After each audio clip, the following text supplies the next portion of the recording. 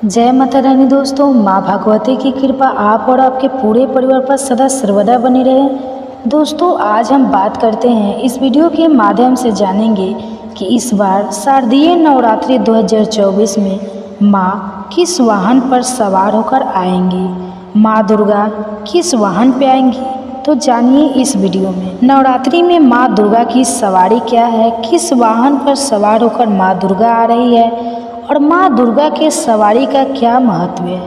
माँ दुर्गा की यह सवारी शुभ होगी कि अशुभ होगी, ऐसे सवाल बहुत सारे लोगों के मन में उठ रहे हैं। तो आपको बता दें कि इस बार नवरात्रि 3 अक्टूबर से शुरू हो रही है और यह 12 अक्टूबर तक चलेगी। 9 दिनों तक माँ दुर्गा की विशेष पूजा उपासना की जाएगी। 3 अक्टूबर को गुरुवार यानी बृहस्पतिवार का दिन है। दिन के आधार पर तय होता है कि माँ दुर्गा की सवारी क्या होगी। तो अगर नवरात्र की शुरुआत जो है बृहस्पतिवार या गुरुवार के दिन होती है तो माता रानी पालकी पर सवार होकर आती है। तो इस बार माता रानी की सवारी होगी पालकी, यानी माँ दुर्गा पालकी पर सवार होकर के इस बार आ रही है। लेकिन पालकी या डोली कह लीजिए, इस पर जब माँ दुर्गा सवार होकर के आती है तो इसे शुभ नहीं माना जाता है, इससे अच्छा संकेत नहीं माना जाता है। माता का वाहन संकेत करता है कि देश, दुनिया, समाज, प्रकृति, जीव जंतु, मनुष्य, नुष्य पर क्या प्रभाव होगा। ऐसे संकेत माँ दुर्गा के वाहन से मिलते हैं। तो जब माँ दुर्गा का वाहन पालकी होती है, पालकी पर सवार होकर के आती है, तो संकेत अच्छा नहीं माना जाता है। ऐसा माना जाता है कि दुनिया भर में माँ दुर्गा जब पालकी पर सवार होकर आ रही है तो दुनिया भर में अर्थव्यवस्था में गिरावट देखने को मिलेगी। पूरी दुनिया में व्यापार में मंदी की स्थिति देखने को मिलेगी। देश दुनिया में हिंसा और बढ़ेगी, मार काट, हिंसा और दुनिया के कुछ इलाकों में महामारी के संकेत हैं। महामारी की भी आ सकती है। प्राकृतिक घटनाएं भी दुनिया के अलग अलग हिस्सों में हो सकती हैं। तो यह संकेत है माँ दुर्गा के वाहन पालकी के। जब माँ दुर्गा पालकी पर सवार होकर आती है तो ऐसा जो है संकेत हर जो दिन है माँ दुर्गा के आगमन के उसके हिसाब से तय होता है कि माँ दुर्गा का वाहन क्या होगा और उस वाहन से क्या संकेत मिलेंगे, वह वाहन क्या प्रभाव छोड़कर जाएगा। इस नवरात्रि में तो देवी भागवती पुराण में, भागवत में एक श्लोक है, वह श्लोक आपको बताते हैं कि माँ दुर्गा जो है किस वाहन पर सवार होकर आती है, किस दिन से नवरात्रि शुरू हो रही है, यह इस पर निर्भर करता है। तो श्लोक पहले सुन लीजिए। देवी भागवत पुराण का शशि सूर्य गजारूढ़ा, शनि भम तुरंग में गुड़, शुक्र चौदो लाया, बुधे नौका प्रकीर्ण, गजा शशि सूर्य। गजा का मतलब है शशि, मतलब सोमवार, सूर्य मतलब रविवार। अगर नवरात्र की शुरुआत रविवार और सोमवार से होती है तो ऐसी स्थिति में जो माता रानी का वाहन होगा वह वाहन होगा गजा। गजा का मतलब होता है हाथी। गजा जो है तो हाथी पर सवार होकर के आती है। अगर मंगलवार के नवरात्रि शुरू हो रही है या शनिवार से नवरात्रि शुरू हो रही है तो माँ दुर्गा घोड़े पर सवार होकर आएंगे। अगर गुरुवार या शुक्रवार से नवरात्रि की शुरुआत हो रही है तो डोली पर, पालकी पर सवार होकर माँ दुर्गा आएंगी। तो इस बार गुरुवार से शुरुआत हो रही है नवरात्रि की, तो माँ दुर्गा डोली पर सवार होकर आ रही है। बुधे नौका प्रकीर्ण करके आते हैं। तो सप्ताह के ये जो 7 दिन है, जिस दिन से नवरात्रि की शुरुआत होती है, उस हिसाब से माता रानी का वाहन तय होता है।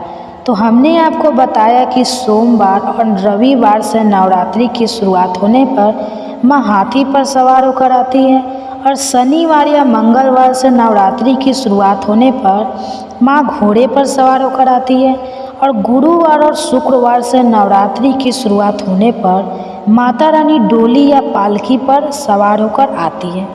और यदि नवरात्र की शुरुआत बुधवार से हो तो माता रानी का वाहन जो है नाव होता है, नाव पर सवार होकर आती है। और इन सभी वाहनों के अलग अलग संकेत होते हैं कि देश, दुनिया, प्राकृतिक, मनुष्य, जीव जंतुओं के लिए इनके संकेत कैसे रहेंगे। तो जैसा पालकी का हमने बता दिया, पालकी पर सवार होकर इस बार आ रही है तो शुभ संकेत नहीं माना जाता। इसी तरह जब घोड़े पर सवार होकर आती है वो भी शुभ संकेत नहीं माना जाता। लेकिन जब माँ दुर्गा हाथी पर सवार होकर आती है तब बहुत शुभ माना जाता है। इसी तरीके से जब माँ दुर्गा नाव पर सवार होकर आती है तो बहुत शुभ माना जाता है। तो देवी भागवत पुराण के अनुसार यह श्लोक है और इसी से तय होता है कि माँ दुर्गा की सवारी क्या होगी और इसके संकेत क्या होंगे। तो अभी वक्त हो गया है आपसे विदा लेने का। सारी शुभकामनाएं। आज की इस वीडियो में आप जानेंगे शारदीय नवरात्रि के पहले दिन पूजा कैसे करें। अगर आप कलश की स्थापना कर रहे हैं तो कलश की स्थापना कैसे करनी चाहिए, बिना कलश की स्थापना की आप पूजा कैसे कर सकते हैं, कौन कौन सी ज़रूरी बातों का ध्यान आपको इस दिन रखना है, और फिर नवरात्रि के पूरे दिन तक लगातार आप किस प्रकार से पूजा करें, किन किन बातों का ध्यान रखें। इस बारे में बताने से पहले आप सभी से अनुरोध है कि वीडियो को पूरा देखकर अगर अच्छी लगे जानकारी तो लाइक भी ज़रूर कीजिएगा। साथ ही हमारे चैनल पर हर दिन अपलोड होने वाली नवरात्रि की सभी कथाएं और पूजा विधि की वीडियो भी ज़रूर देखिएगा। नवरात्रि के पहले दिन की पूजा में आपको अधिक समय लगेगा क्योंकि इस दिन हमें कलश की स्थापना करनी होती है। तो जो भी आवश्यक पूजन सामग्री है उसे आप पहले से ही तैयार करके रख लें ताकि आपको पूजा में बार बार उठना ना पड़े या किसी भी सामग्री के लिए परेशान ना होना पड़े। तो सबसे पहले हम स्नान घर में गंगा जल छिड़क कर शुद्ध कर लेंगे। अब उत्तर या पूर्व दिशा की ओर मुँह करके हम पूजा की तैयारी करेंगे। पूजा करने के लिए एक चौकी की स्थापना करनी होती है। जहाँ पर आप चौकी रख रहे हैं उस जगह को आप गंगाजल छिड़क कर शुद्ध कर लें। गाय के गोबर से लीप सकते हैं या गेरू आदि से भी वहाँ पर गेरुआ लगाकर आप सुंदर रंगोली बना सकते हैं, सुंदर मंडप सजा सकते हैं और फिर वहाँ पर चौकी के ऊपर लाल या पीला वस्त्र बिछाएं। और आज के दिन जो कलश की स्थापना की जाती है उसके लिए तांबे या किसी भी धातु का या मिट्टी का लोटा, मिट्टी का कलश इस्तेमाल कर सकते हैं। यदि आप मिट्टी से कोई भी पात्र यूज कर रहे हैं जैसे कि मिट्टी का कलश, मिट्टी का दीपक, तो अंतिम दिन मिट्टी वाली जो भी चीज़ें हैं, जो सामग्री है, उनका विसर्जन जरूर कर देना चाहिए। सबसे पहले चौकी पर अक्षत का आसन देकर या अष्टदल कमल बनाकर हम उसके ऊपर कलश की स्थापना करेंगे। तो जिस भी कलश की स्थापना आप करने वाले हैं उसके कंठ पर आप मौली यानी कलावा 3 बार लपेट लें। कलश के ऊपर स्वास्तिक बना लें या 16 बिंदियाँ आप टीके की, सिंदूर की भी लगा सकते हैं, रोली की लगा सकते हैं। अब जो आसन आपने कलश के लिए लगाया है उस आसन पर उस लोटे को रखकर, कलश को रखकर आप उसमें शुद्ध जल भरें। जल भरते समय गंगा, यमुना सहित सभी पवित्र नदियों का स्मरण करें और उसमें शुद्ध जल, गंगा जल मिलाकर डालें। अक्षत, हल्दी की गांठ, एक सिक्का, लौंग का जोड़ा, इलायची आपको कलश के अंदर डालनी है। कलश के ऊपर रखने के लिए आम, अशोक के पत्ते या अगर यह ना मिले तो आप पान के पत्ते भी रख सकते हैं। 5, 7, 9, 11 की संख्या में आप यह पत्ते कलश के ऊपर लगाएं। ध्यान रखें पत्ते साफ हो, कटे फटे या बासी ना हो। अब इस कलश के ऊपर अक्षत या फिर गेहूं से भरी एक कटोरी रखें और उसके ऊपर आपको पानी वाला नारियल भी स्थापित करना होता है। जटा वाला नारियल यानी पानी वाला नारियल जिसे आप अच्छे से चेक जरूर कर लीजिएगा ताकि उसमें पानी हो, सूखा हुआ नारियल स्थापित ना करें। अब उस नारियल पर आपको एक लाल चुनरी जिसे कलावे से लपेट कर रखना है। कलश के ऊपर रखने वाले नारियल की भी पूजा आपको करनी होती है। नारियल पर आप तिलक लगाएं, हाथ जोड़कर माता रानी से प्रार्थना करें कि आपके द्वारा की गई कलश स्थापना को माता रानी स्वीकार करें और फिर जो नारियल है उसे कलश के ऊपर रख देना चाहिए। ध्यान रखें कि कलश के ऊपर जो नारियल आप रखते हैं उसे लेटाकर रखना चाहिए, सीधा खड़ा करके नहीं रखना चाहिए। ठीक है, आपको नारियल किस तरह से रखना है इस बात का भी आप ध्यान जरूर रखें। नारियल का जो मुख है वो पूजा करने वाले व्यक्ति की तरफ हो, यानी कि जिस ओर से नारियल पेड़ की टहनी से जुड़ा होता है वह मुख आपके खुद की तरफ होना चाहिए। कभी भी नारियल का मुख कलश के नीचे की तरफ नहीं होना चाहिए। कलश पर विधि विधान से और सहित नियम से नारियल रखने और कलश स्थापना करने से ही पूजा सफल होती है। कलश की स्थापना हमेशा माँ भगवती के दाहिनी तरफ करनी चाहिए, यानी कि जब आप पूजा करेंगे तो आपको बायां साइड हो। कलश की स्थापना करने के बाद हम हाथ जोड़कर कलश में वास करने वाले सभी देवी देवताओं, सभी पवित्र नदियों को प्रणाम करेंगे। अब क्योंकि बिना गणेश भगवान की पूजा से कोई भी पूजा सफल नहीं, तो सबसे पहले गणेश भगवान की पूजा की जाती है। तो अगर आपके पास गणेश भगवान जी की प्रतिमा है या तस्वीर है तो आप उनकी स्थापना करें, नहीं तो आप एक सुपारी में मौली लपेटकर उन्हें गणेश भगवान का रूप मानकर उनकी पूजा कर सकते हैं, उनकी स्थापना कर सकते हैं। चौकी पर थोड़ा सा अक्षत का आसन देकर सुपारी की स्थापना करें।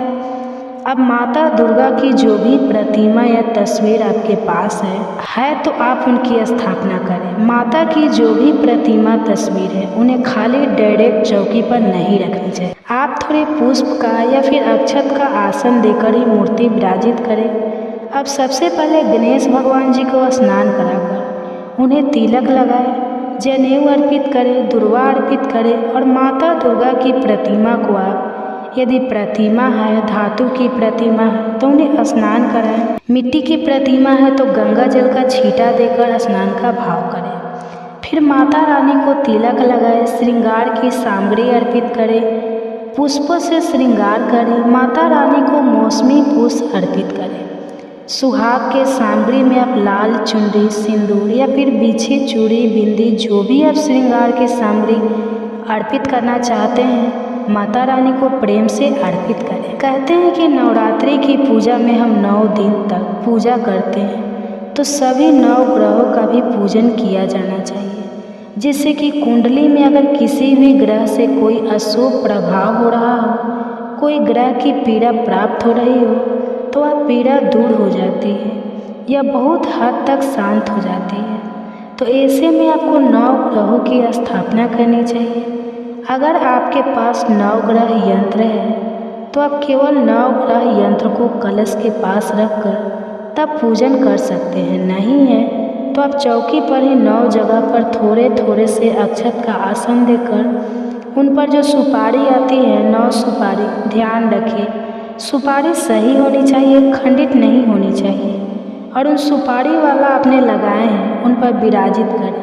सुपारी वाला कर 9 ग्रह स्त्रोत का 9 ग्रह मंत्र का भी जाप आपको करना है। अब धूप दीप जलाकर माता रानी के समक्ष हाथ में जल और पुष्प लेकर व्रत रखने का या नवरात्रि की पूजा करने का संकल्प लेना चाहिए। श्री दुर्गा सप्तमी का पाठ यदि आप प्रारंभ करना चाहते हैं तो पाठ करने का भी संकल्प लेना चाहिए। किस तरह का फलाहार आप इन व्रतों में ग्रहण करना चाहते हैं, नवरात्रि के कितने व्रत आप रखना चाहते हैं। कुछ लोग पहला और आखिरी व्रत रखते हैं, कुछ लोग सभी 9 दिन के उपवास रखते हैं। तो जिस तरह की भी आपकी श्रद्धा हो, आपकी सामर्थ्य हो, उसके अनुसार आपको संकल्प लेना चाहिए। किस तरह का फलाहार आप करना चाहते हैं तो उसका भी संकल्प आपको पहले दिन ले लेना चाहिए और फिर 9 दिन तक लगातार उन्हीं बातों का, उन्हीं नियमों का पालन करना चाहिए। बहुत से लोग 9 दिनों तक अखंड ज्योति जलाकर रखते हैं, तो पहले दिन ही आपको अखंड ज्योत जला लेनी चाहिए।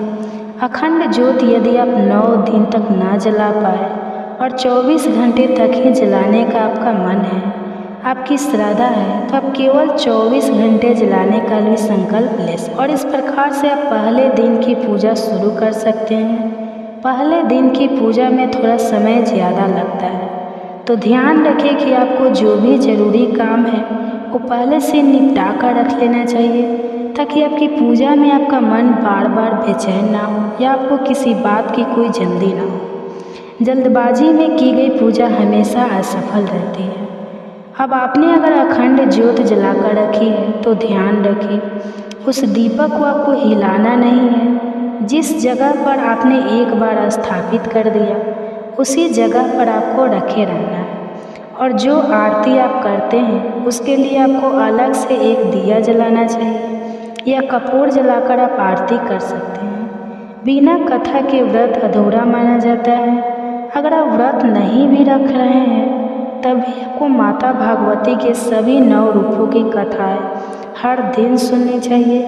अब माँ शैलपुत्री के मंत्रों का जाप करके माता शैलपुत्री की कथा का श्रवण करने के बाद कपूर जलाकर आरती करनी चाहिए और हमेशा भोग आरती करने के बाद लगाना चाहिए। वैसे तो नवरात्रि के पूरे 9 दिन तक माँ भगवती को अलग अलग भोग लगाया जाता है। अगर आपको इस बात की जानकारी ना हो या आपके पास ऐसी सामग्री ना हो किसी कारण से, तो आप हर दिन लौंग, इलायची और पान का भोग और दूध या दूध से बनी मिठाई का भोग भी या मिश्री का भोग भी माता रानी को अर्पित कर सकते हैं। मन में यदि श्रद्धा हो तो माता रानी हर अभाव को स्वीकार करके जो भी आपने उन्हें प्रेम से अर्पित किया है उसे स्वीकार कर लेती है।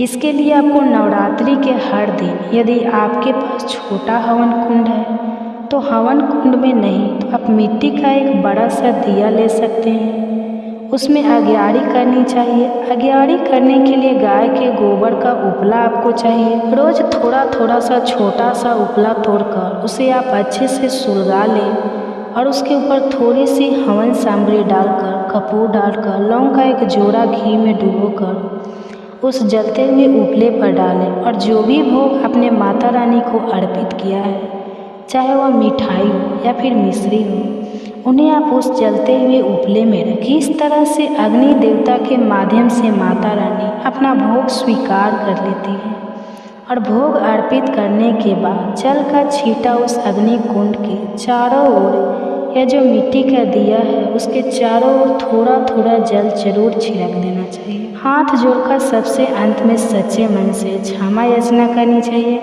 ताकि पूजा पाठ में किसी तरह की कोई गलती हो गई हो, कुछ कमी अधिक हो गया हो तो उसके लिए माता भगवती आपको क्षमा कर सके। इस तरह से सुबह की पूजा की जाती है। दिन भर उपवास रखने के बाद शाम को एक बार फिर से विधि विधान से पूजा करनी चाहिए। यदि सुबह आपके पास दुर्गा सप्तमी पढ़ने का समय है तो सुबह पढ़ सकते हैं, नहीं तो आप शाम को भी पढ़ सकते हैं। अब बात करते हैं कि शाम की पूजा कैसे करनी चाहिए। तो देखिए, शाम की पूजा में आप स्नान कर लें। यदि ऐसा संभव ना हो तो आप जो वस्त्र आपने दिन भर पहने हैं उन्हें चेंज कर लें और साफ सुथरे वस्त्र धारण करके आप धूप दीप जलाकर माता रानी को शाम की पूजा में भोग लगाएं, आरती करें। और यदि समय हो तो आप शाम के समय भी माता शैलपुत्री की जैसे पहले दिन कथा पढ़ी जाती है उसी तरह शाम के समय भी कथा पढ़िए, सुन सकते हैं। और हर दिन की कथा आप शाम के समय भी रोज़ सुन सकते हैं। और अगर आपके पास समय नहीं है तो आप शाम की पूजा में केवल धूप दीप जलाकर माता रानी की आरती करके जो भी फलाहार आपने मन लिए बनाया है उसे पहले माता रानी को अर्पित करके फिर प्रसाद रूप में ग्रहण कर सकते हैं। हमेशा शाम के समय फलाहार ग्रहण करने से पहले फलाहार का एक हिस्सा गौ माता के लिए या फिर अगर आपके घर में कोई छोटी कन्या है, आपके आसपास कोई छोटी कन्या है तो आप उन्हें देने के बाद ही प्रसाद ग्रहण किया करें। इस तरह से आप पहले दिन की पूजा कर लेते हैं। फिर उसके बाद दूसरे दिन तक लगातार आपको इसी तरह विधि विधान से पूजा करनी है। पूजा विधि लगभग एक ही होती है, भोग आपको अलग अलग अर्पित करना होता है। यदि भोग आप हर दिन अलग अलग तरह का नहीं अर्पित कर पाते हैं तो जैसा मैंने आपको बताया वो भी आप कर सकते हैं। ध्यान रखें कि सुबह और शाम आपको पूजा जरूर करनी चाहिए। इस तरह से आप नवरात्रि की पूजा करके अपने व्रतों को सफल बना सकते हैं। वैसे तो नवरात्रि की पूजा में कलश की स्थापना करनी ही चाहिए और अगर आप ऐसा नहीं कर पाते हैं तो बिना कलश की स्थापना के भी आप पूजा कर सकते हैं। तो यह थी आज की वीडियो नवरात्रि के दिनों में। अगर नवरात्रि के दिनों में पीरियड हो जाए तो व्रत कैसे रखें, कैसे पूजा करें और कलश की स्थापना कैसे की जाती है, या नवरात्रि से जुड़े हुए जो भी प्रश्न आपके मन में हैं, यदि आप उस बारे में जानना चाहते हैं तो हमारे चैनल पर आने वाली वीडियो को आप इन दिनों ज़रूर देखिएगा। अगर आपका कोई सुझाव या कोई प्रश्न हो तो आप कमेंट बॉक्स में ज़रूर लिखिए। तो यह थी आज की वीडियो। जानकारी अच्छी लगी हो तो जय माता दी लिखकर ज़्यादा से ज़्यादा लोगों तक इस वीडियो को शेयर भी कीजिएगा। इससे पहले भी आपको सुनाते हैं एक कहानी। इस कहानी में एक कुत्ते ने भगवान श्री राम जी को न्याय करने का एक तरीका बताया था।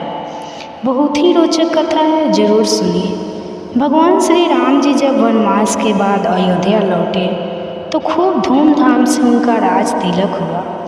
बड़े सम्मान के साथ उन्हें अयोध्या का राजा बना दिया गया। राज सिंहासन पर बैठने के बाद उन्होंने एक दिन लक्ष्मण जी को आदेश दिया कि भोजन करने से पहले देखो हमारे द्वार पर कहीं कोई भूखा तो नहीं रह गया। अब एक दिन की बात है, लक्ष्मण जी ने श्री राम जी से कहा कि मैं अभी आवाज़ लगाकर आया हूँ, कोई भी भूखा नहीं है, चलिए हम सब भोजन कर लेते हैं।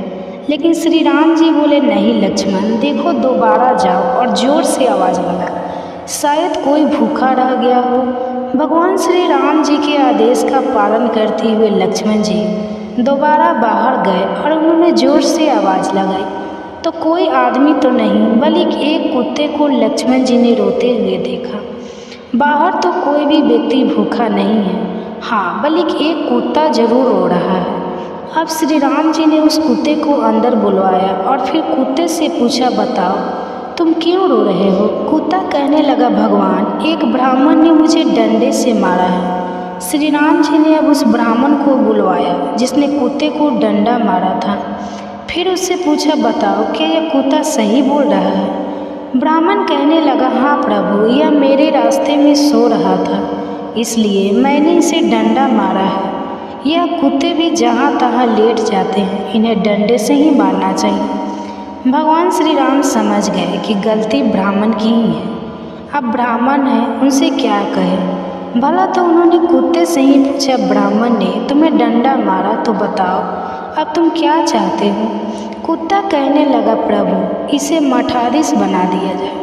कुत्ते की बात सुनकर भगवान मुस्कुरा दिए और मुस्कुराते हुए उस कुत्ते से ही पूछने लगे कि इस ब्राह्मण ने तो तुम्हें डंडा मारा और बदले में तुम इन्हें मठाधीश बनाना चाहते हो। मठाधीश बनने से इनकी तो बहुत सेवा होगी, बहुत सारे चेले बन जाएंगे, इनका बहुत सम्मान होगा। फिर बताओ इससे तुम्हें क्या फ़ायदा होगा? कुत्ता बोला, भगवान, मैं भी अपने पूर्व जन्म में मठाधीश था, लेकिन मुझसे कुछ गलत काम हो गया और आज मैं उस गलत काम की वजह से कुत्ते की योनि में हूँ और लोगों के डंडे खा रहा हूँ। यह ब्राह्मण भी मठाधीश बनेगा तो फिर कुत्ते की योनि में जरूर जाएगा, फिर लोगों के डंडे खाएगा तो इसकी सज़ा पूरी हो जाएगी। और इस प्रकार उस कुत्ते ने बिना कोई सज़ा दिलवाए ही भगवान श्री राम जी को न्याय का एक तरीका बता दिया। अब सुनिए आगे की कथा। सुकर्म की कथा सुनाने के बाद भगवान विष्णु ने देवी लक्ष्मी से आगे कहा, प्रियजन, आस्थान में एक जड़ नामक ब्राह्मण था जो कौशिक वंश में उत्पन्न हुआ था। उसने अपना जातीय धर्म अर्थात ब्राह्मण धन छोड़कर बनिए के व्यापार में अपना मन लगाया और उसे पराई स्त्रियों के साथ व्यभिचार करने की बुरी आदत पड़ गई थी। वह सदा जुआ खेलता, शराब पीता और शिकार खेलकर जीवों की हिंसा किया करता था। इसी प्रकार उसका समय बीतता था। धन नष्ट हो जाने पर वह व्यापार करने के लिए बहुत दूर उत्तर दिशा में चला गया। वहाँ से धन कमाकर घर की ओर लौटा। बहुत दूर तक का रास्ता उसने तय कर लिया था।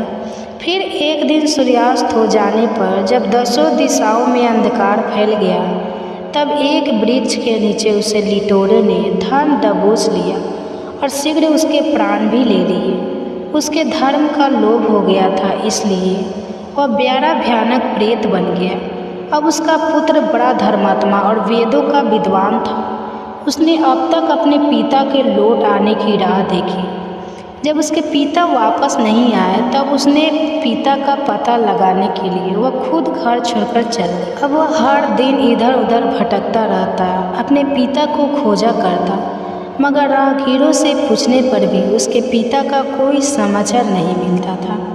फिर एक दिन एक मनुष्य ने उसकी भेंट हुई जो उसके पिता का सहायक था। उसने सारा हाल बेटे को बता दिया। अब उससे सारा हाल जानकर बेटे ने अपने पिता की मृत्यु पर बहुत शोक किया। वह बहुत बुद्धिमान भी था। बहुत कुछ सोच विचार कर पिता का पारलौकिक कर्म करने की इच्छा से आवश्यक सामग्री साथ लेकर उसने काशी जाने का विचार किया। रास्ते में 7-8 जगह विश्राम करके वह 9 दिन उसी वृक्ष के नीचे जा पहुँचा जहाँ पर उसके पिता मारे गए थे। उस स्थान पर उसने श्याम की पूजा की और भगवत गीता के 3 अध्याय का पाठ किया। उसी समय आकाश में बड़ी भयानक आवाज़ हुई। उसने अपने पिता को भयंकर आकाश में देखा। फिर तुरंत ही उसने अपने सामने आकाश में उसे एक सुंदर विमान दिखाई दिया जो महान तेज से व्यापक था। उसमें अनेकों छोटी छोटी घंटी लगी हुई थी। उसके तेज से समस्त दिशाएं आलोकित हो रही थी। यह दृश्य देखकर उसके मन की सारी व्याकुलता दूर हो गई। उसने विमान पर अपने पिता को दिव्य रूप धारण किए विराजमान देखा। उनके शरीर पर पीताम्बर शोभा पा रहा था और मुनिजन उनकी स्तुति कर रहे थे। उन्हें देखते ही पुत्र ने प्रणाम किया। तब पिता ने भी अपने पुत्र को आशीर्वाद दिया। इसके बाद उसने अपने पिता से यह सारा वृत्तांत पूछा। उसके उत्तर में पिता ने सारी बातें इस प्रकार बतानी प्रारंभ की। पिता कहने लगा कि बेटा, देववश मेरे निकट गीता के 3 अध्याय का पाठ करके तुमने इस शरीर के द्वारा किए हुए दैतिक कर्म बंधन से मुझे छुड़ा दिया। इसलिए अब तुम घर लौट जाओ, क्योंकि जिसके लिए तुम काशी जा रहे थे वो उद्देश्य तो इसी समय 3 अध्याय के पाठ करने से ही सिद्ध हो गया है।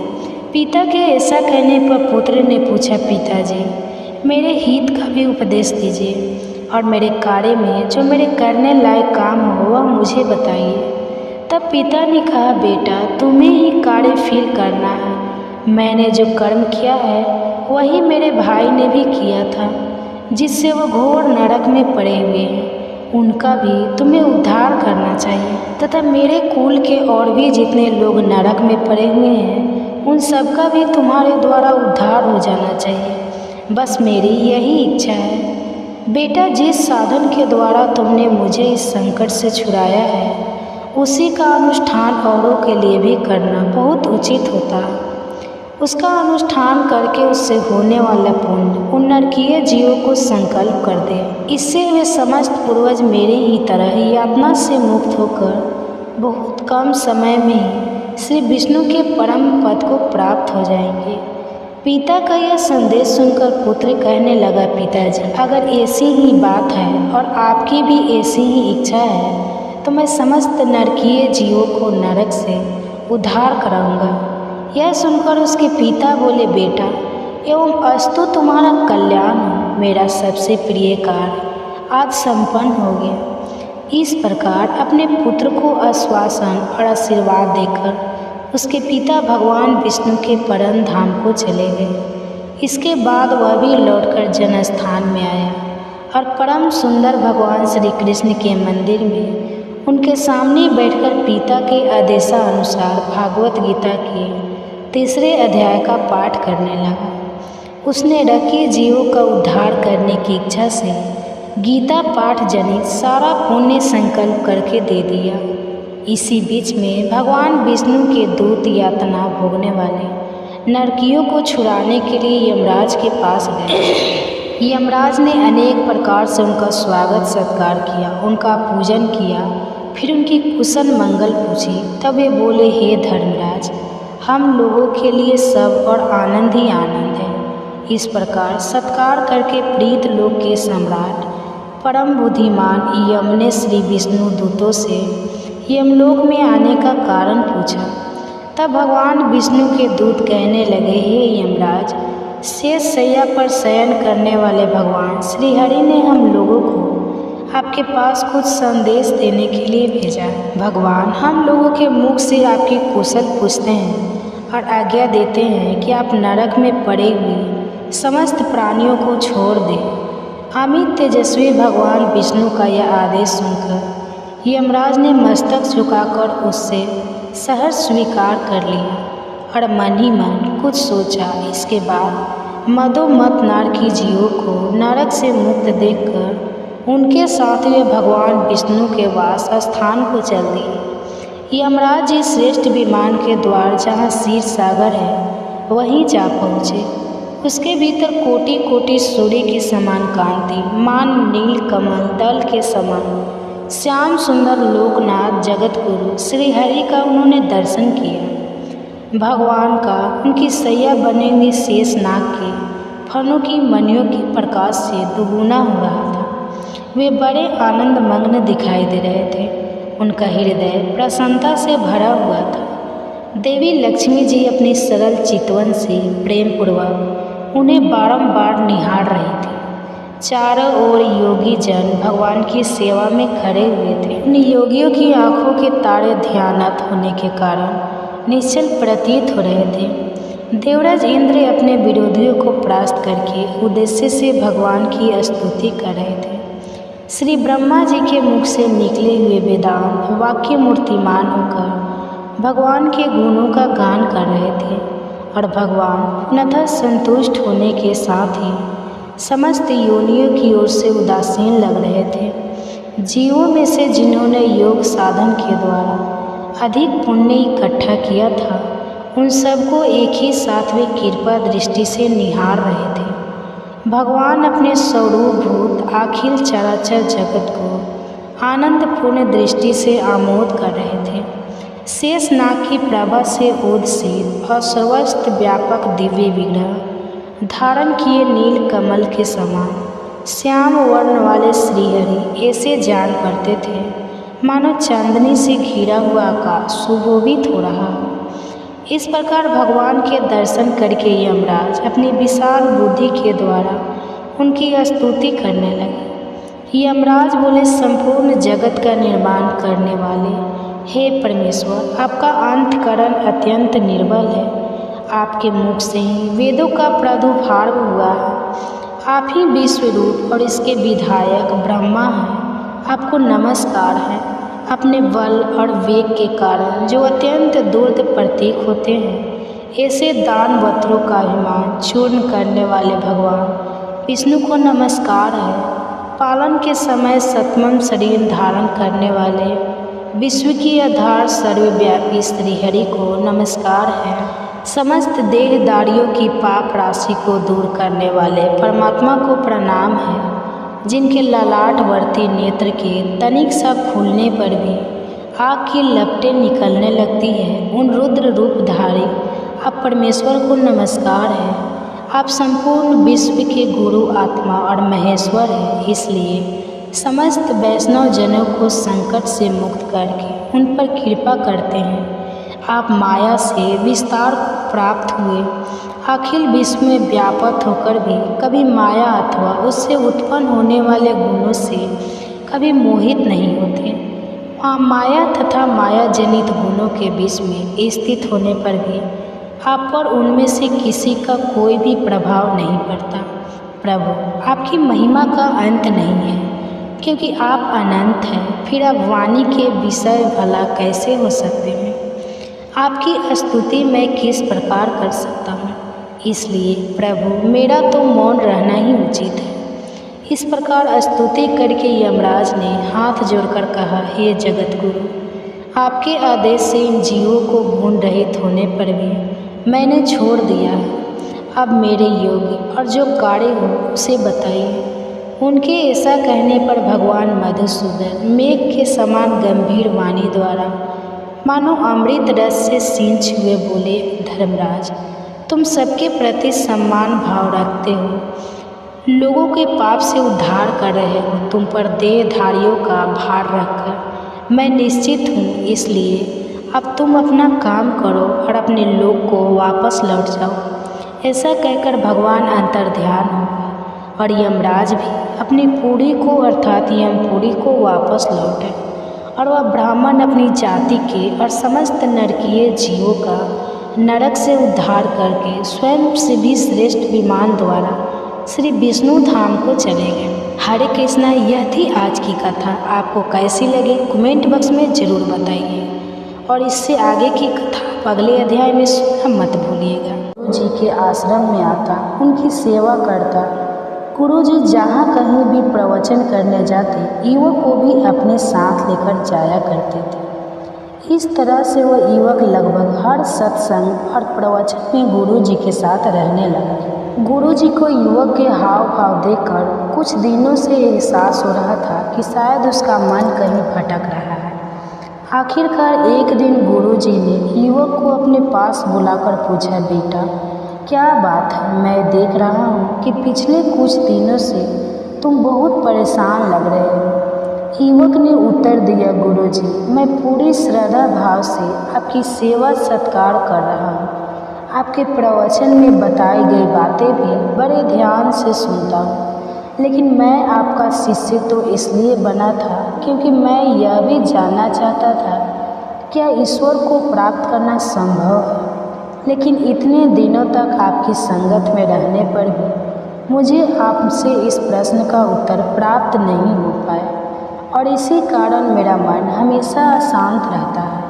अपने शिष्य की बात सुनकर गुरुजी मंद मंद मुस्कुराने लगे। फिर उन्होंने कहा कि बेटा इतनी भी क्या जल्दी है, अभी कुछ दिन और ईश्वर के चरणों में भी था। फिर मैं तुम्हें ईश्वर प्राप्ति का मार्ग बताऊंगा। कुछ दिन और बीते तो फिर से शिष्य को गुरुजी ने अपने सामने पाया। गुरुजी ने पूछा, तुम सचमुच ईश्वर का साक्षात्कार करना चाहते हो? सच में तुम ईश्वर को पाना चाहते हो? तो वह युवक बहुत उत्साहित होकर अपने गुरु से कहने लगा, हाँ गुरुजी, मैं बिल्कुल भगवान को पाना चाहता हूँ। गुरुजी बोले, ठीक है, आज मैं तुम्हें ईश्वर प्राप्ति का मार्ग बतलाता हूँ, चलो मेरे साथ। अब गुरुजी अपने शिष्य को लेकर नदी की ओर चल पड़े। नदी के किनारे पहुंचने पर गुरुजी ने अपने शिष्य की गर्दन पकड़कर उसका मुंह नदी में डुबो दिया। गुरुजी के इस तरह अचानक डुबोने से उनका शिष्य संभल नहीं पाया और पानी में बाहर आने को छटपटाने लगा। कुछ देर अपने शिष्य को ऐसे ही डुबाए रखने के बाद गुरुजी ने युवक को छोड़ दिया। युवक ने पानी से बाहर आते ही लंबी सांस ली। फिर गुरुजी की ओर देखकर कहने लगा, गुरुजी यह आप क्या कर रहे थे? गुरुजी ने मुस्कुराकर पूछा, बेटा जब तुम पानी में थे तो बताओ मुझे क्या सोच रहे थे? उस समय तुम्हारे मन को किसकी आस थी? युवक कहने लगा, गुरुजी उस समय तो बस एक कतरा सांस लेने के लिए मैं मरा जा रहा था। ऐसा लग रहा था कि बस किसी तरह से एक पल के लिए मैं हवा में सांस ले पाऊँ। तब गुरुजी ने शिष्य को समझाया कि बेटा जितनी तरफ तुमने डूबते समय हवा की थी, उतनी ही आत्मा को भी तरफ होती है भगवान से मिलने की। तब आत्मा को परमात्मा के दिव्य दर्शन होते हैं। अगर इतनी ही तरफ मन में लग जाए ईश्वर से मिलने के लिए, पहले अपनी आत्मा में वह भूख वह तरफ पैदा करो, तभी ईश्वर को भगवान को प्राप्त किया जा सकता है। इसलिए अगर आपके मन में भगवान के दर्शन की इच्छा है, भगवान को आप पाना चाहते हैं, तो अपने मन में हर समय भगवान का ध्यान करो। अपने मन में इतनी तरफ पैदा करो कि आखिरकार अपने मन के अंदर ही आपको भगवान के दिव्य रूप के दर्शन हो पाए। आप सुनिए आज का अध्याय, जिसमें भगवान विष्णु देवी लक्ष्मी से कह रहे हैं कि हे देवी, अब आगे का वृत्तांत भी सुनिए। दक्षिण दिशा में वेद वेता ब्राह्मणों के पुरंदरपुर नामक नगर में श्रीमान देव शर्मा नामक एक विद्वान ब्राह्मण रहा करते थे।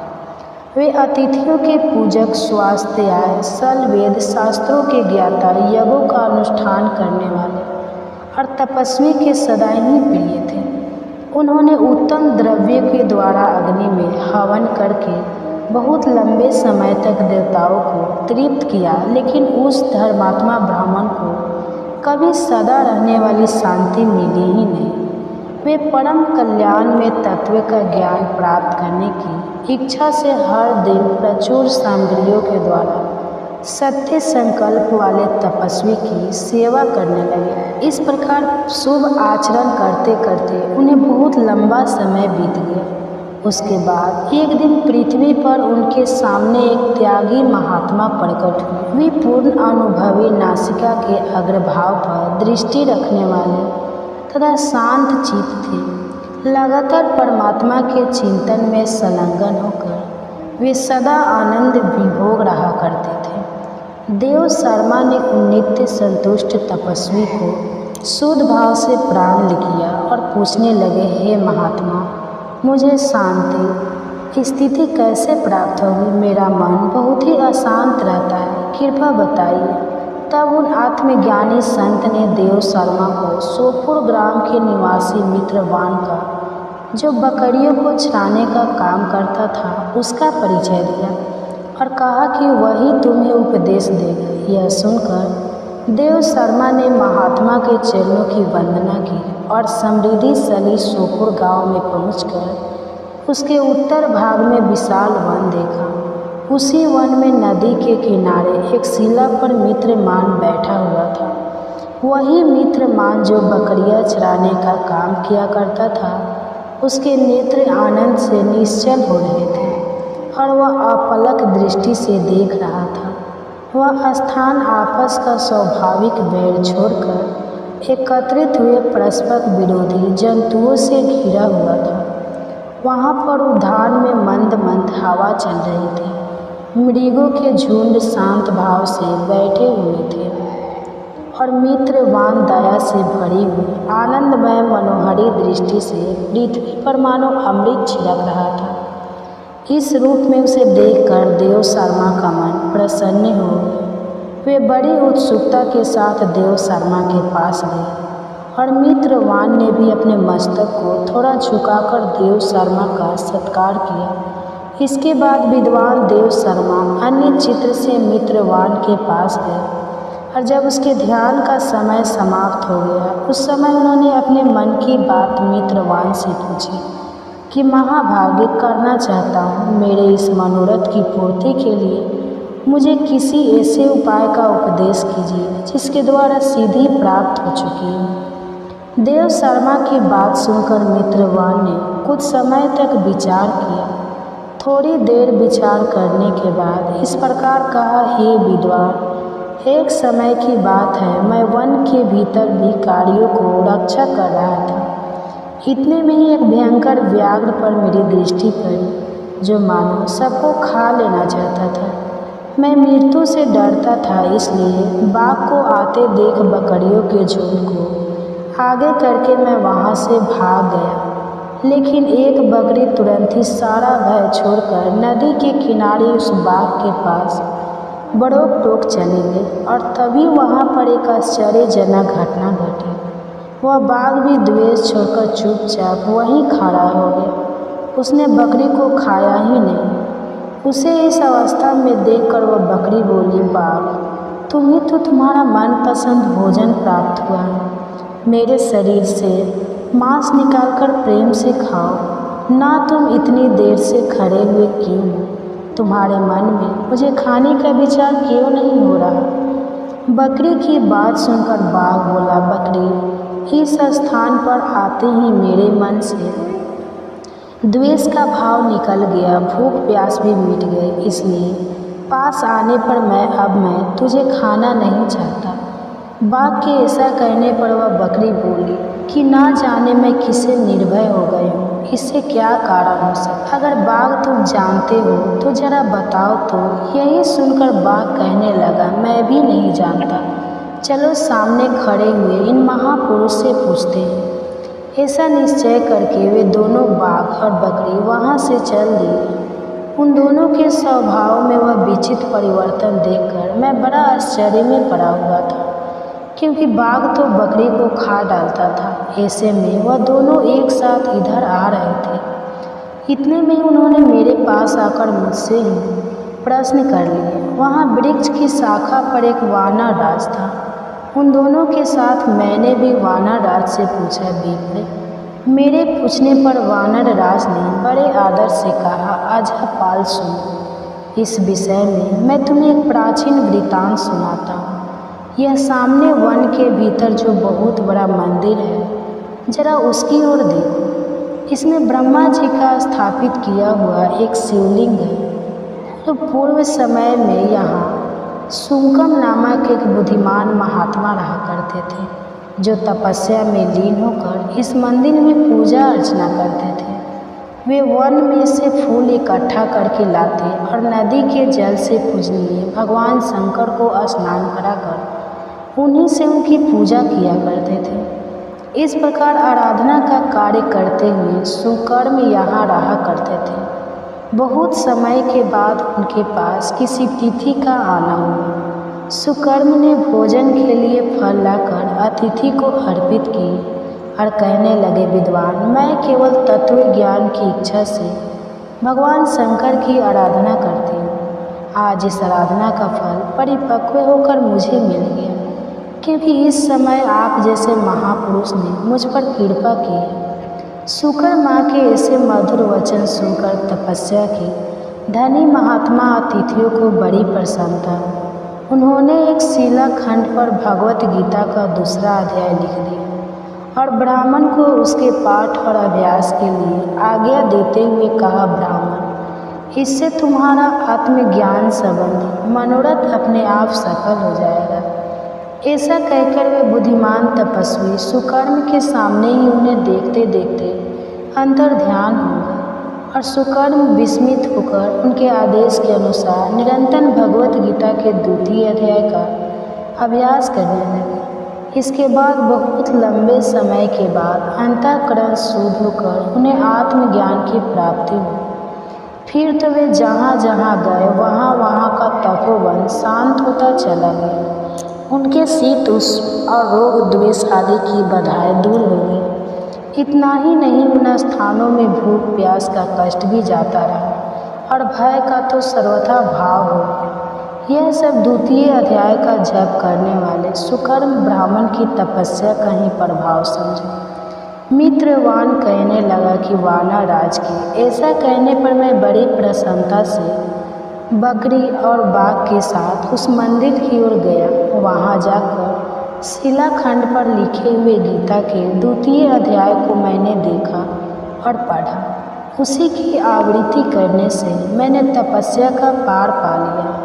इसलिए भद्र पुरुष, तुम भी सदा द्वितीय अध्याय की ही आवृत्ति किया करो, इसे बार बार पढ़ा करो। ऐसा करने पर मुक्ति तुमसे दूर नहीं रहेगी। श्री भगवान कहने लगे, हे प्रिय मित्र, वन के प्रकार आदेश देने पर देव शर्मा ने उनका पूजन किया और फिर उसे प्रणाम करके पुरंदपुर की राह ली। वहाँ किसी देवालय में पुरुषोत्तम नानक से द्वितीय अध्याय को पढ़ा। उनसे उपदेश पाकर सूर अंतःकरण वाले देव शर्मा प्रतिदिन बड़ी श्रद्धा के साथ अब द्वितीय अध्याय का पाठ करने लगे। तब उन्होंने प्रशंसा के योग्य परम पद को प्राप्त कर लिया। हे लक्ष्मी, यह द्वितीय अध्याय का उपाख्यान कहा गया। अब अगले वृत्तांत में मैं आपसे तृतीय अध्याय का महात्म्य बतलाऊं। जब बात माता लक्ष्मी जी के बारे में हो रही है, तो चलिए अब आपको माता लक्ष्मी से जुड़ी हुई एक कहानी सुनाते हैं। एक बार की बात है, राजा बलि समय बिताने के लिए एकांत स्थान पर गधे के रूप में छुपे हुए थे। देवराज इंद्र उनसे मिलने के लिए उन्हें ढूंढ रहे थे। एक दिन देवराज ने उन्हें खोज निकाला और उनसे छुपने का कारण जानकर उन्हें काल का महत्व बताया, साथ ही उन्हें तत्व ज्ञान का बोध भी कराया। तभी राजा बलि के शरीर से एक दिव्य रूपा आत्मा स्त्री निकली। उसे देखकर देवराज ने पूछा, दैत्य, आज ये स्त्री कौन है? देवी, मानुषी या आसुरी शक्ति में से ये कौन सी शक्ति है? राजा बलि बोले, देवराज, यह देवी इन तीनों शक्तियों में से कोई भी नहीं है। आप इनसे स्वयं ही पूछें। देवराज इंद्र के पूछने पर वे शक्ति बोली, देवेंद्र, मुझे न तो दैत्य राजा बलि जानते हैं और ना ही तू। या फिर कोई अन्य देवगण पृथ्वी लोक पर लोग मुझे अनेक नामों से पुकारते हैं, जैसे श्री लक्ष्मी आदि। इंद्र बोले, देवी आप इतने समय से राजा बलि के पास हैं, लेकिन ऐसा क्या कारण है कि आप इन्हें छोड़कर मेरी ओर आ रहे हैं? लक्ष्मी जी बोली, देवेंद्र मुझे मेरे स्थान से कोई भी हटा या डगा नहीं सकता।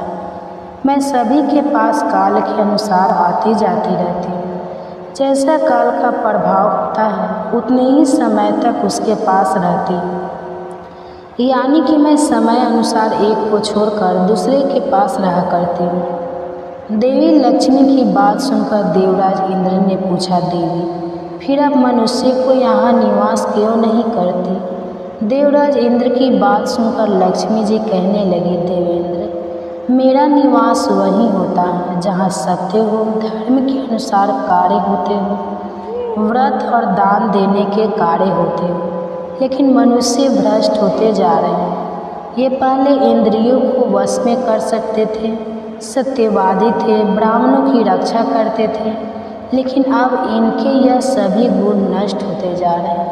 ये तब उपवास नहीं करते, यज्ञ हवन दान आदि से इनका कोई संबंध ही नहीं बचा। पहले यह रोगी स्त्रियों वृद्धों दुर्बल की रक्षा करते थे, गुरुजनों का आदर करते थे, लोगों को क्षमा देते थे, लेकिन अब अहंकार मोह लोभ क्रोध आलस्य अविवेक काम आदि ने इनके शरीर में जगह बना ली। यह लोग पशु तो पाल लेते हैं, लेकिन वह चारा नहीं खिलाते, उनका पूरा दूध निकाल लेते हैं और पशुओं के बच्चे भूख से चिल्लाते हुए मर जाते हैं। यह अपने बच्चों का लालन पालन करना भूलते जा रहे हैं। इनमें आपसी भाईचारा समाप्त हो गया है। लूट खसोली बेभिचार कल है, स्त्रियों की पतिव्रता नष्ट करना ही अब इनका धर्म हो गया है। सूर्योदय के बाद तक सोने के कारण स्नान ध्यान से ये विमुख होते जा रहे हैं, इसलिए मेरा मन इनसे उचट गया है। देवताओं का मन अब धर्म में आसक्त हो रहा है, इसलिए अब मैं इन्हें छोड़कर देवताओं के पास निवास करूँ। मेरे साथ श्रद्धा आशा क्षमा जया शांति संतति दृष्टि और बीजों ये 8 देवियाँ भी निवास करेंगी। देवेंद्र अब आपको ज्ञात हो गया होगा कि मैंने इन्हें क्यों छोड़ा है, साथ ही आपको इनके अवगुणों का भी ज्ञान हो गया होगा। तब देवराज इंद्र ने लक्ष्मी जी को प्रणाम किया और उन्हें आदर सहित स्वर्ग ले गए।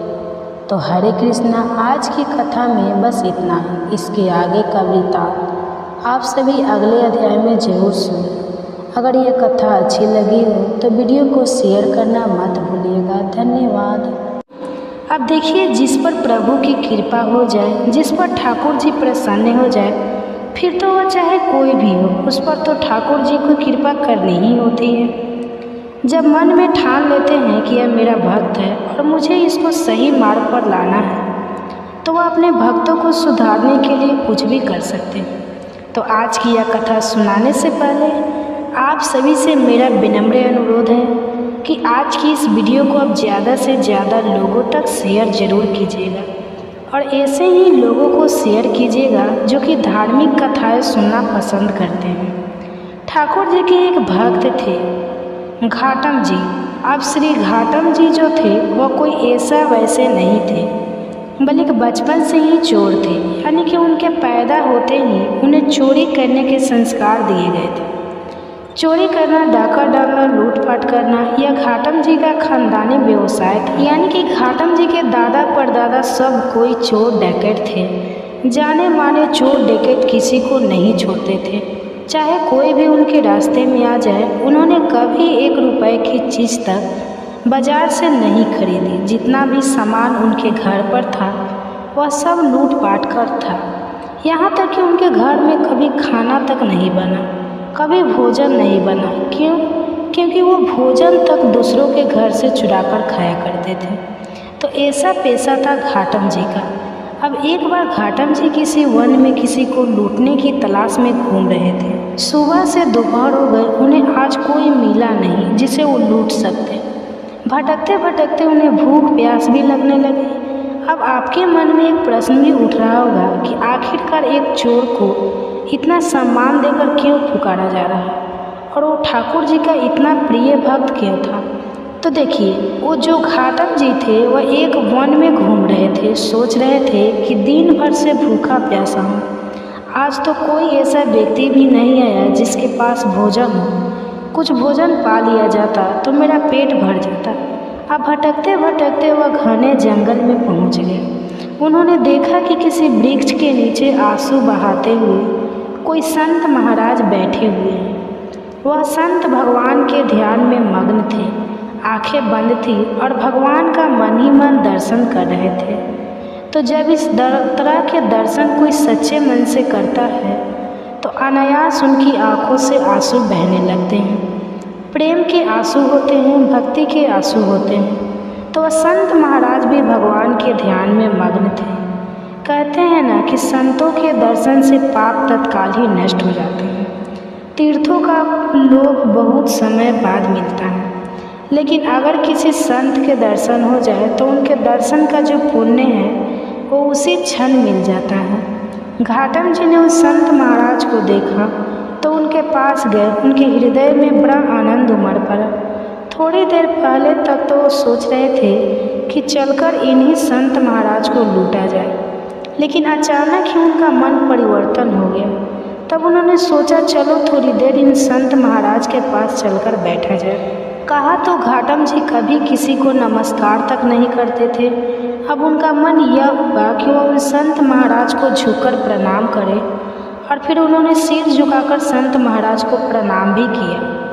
अपने इतने बड़े जीवन में उन्होंने पहली बार किसी को प्रणाम किया था। अब जब उन संत ने देखा कि कोई उन्हें प्रणाम कर रहा है तो संत महाराज को भी बड़ा आनंद हुआ। सोचने लगे कि इस जीव पर, इस मनुष्य पर ठाकुर जी की कृपा हुई है। अब घाटम जी सोचने लगे कि ऐसा कौन सा सुख है जिससे बिना किसी भोजन सामग्री और व्यवस्था के भी इनके आंसू प्रभावित हो रहे हैं। घाटम जी को लगा कि उनके पास कोई महान सुख है, तभी तो उनका चेहरा इतना खिला हुआ है, इतने प्रसन्न हैं और मारे खुशी के उनके आंसू बह रहे हैं। घाटम जी अपने ही बारे में सोच रहे थे। घाटम जी को इतना विचार मग्न देकर संत महाराज कहने लगे कि बैठ जाओ, जल्दी तो नहीं है तुम्हें जाने की। घाटम जी ने कहा,